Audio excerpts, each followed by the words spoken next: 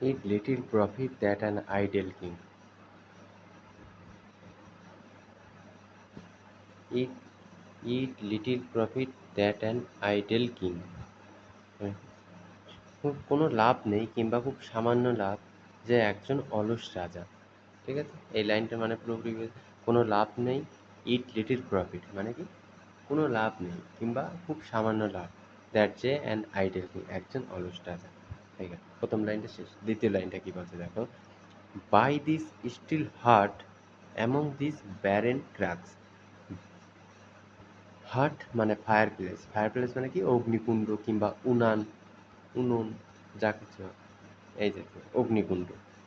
Among this barren crags, barren মানে বন্ধা, আর cracks মানে খাড়া ছোট ছোট পাহাড়গুলোকে ক্র্যাকস বলে।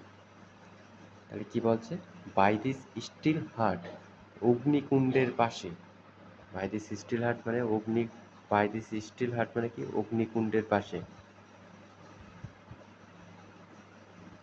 Among this barren cracks, among this barren cracks মানে কি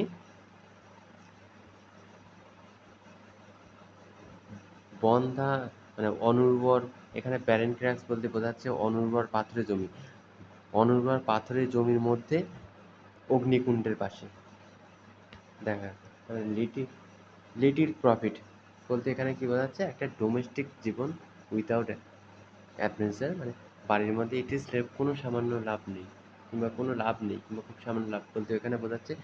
ইট লিটিল প্রফিট বলতে বোঝাচ্ছে একটা ডোমেস্টিক লাইফ মানে ঘরোয়া জীবন, কোনো অ্যাডভেঞ্চার ছাড়া একটা ঘরোয়া জীবনকে বোঝাচ্ছে। আইডেল কিং বলতে অলস রাজা।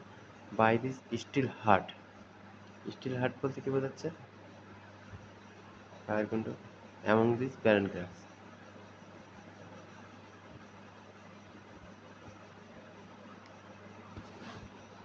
কি বলছে তারপরে কি বলছে, ম্যাস্ট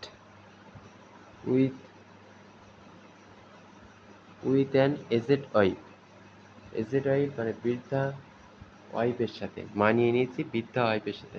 আই মেড অ্যান্ড ডোল, এখানে মেড মানে প্রয়োগ করা, ডোল মানে বিতরণ করা। আমি প্রয়োগ করি এবং বিতরণ করি, তার মানে কি বোঝাচ্ছে, আনইকুয়াল ল, অসম আইন।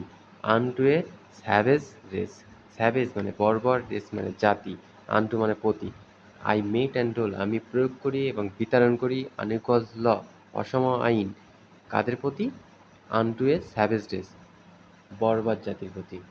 এখানে মেড অ্যান্ড ডোল বলতে কি বোঝাচ্ছে, মানে প্রয়োগ করে একটা রুলস না, অ্যাডমিনিস্টার মানে শাসন পরিচালনা করা, শাসন পরিচালনা করাকে বোঝাচ্ছে, মানে অ্যাডমিনিস্টারকে বোঝাচ্ছে। আর স্যাভেজ ডেজ মানে বর্বর জাতি, এই স্যাভেজ ডেজ কোথাকার বর্বর জাতি, ইথাকার বর্বর জাতি, ইথাকা। ইউলিসিস স্যাভেজ ডেজ ওদেরকে শাসন করে, ইউলিসিস কোথায় রাজত্ব করে, ইথাকায়। তাহলে স্যাভেজ ডেজ কোথাকার বাসিন্দা হবে, ইথাকার বাসিন্দা। ঠিক আছে।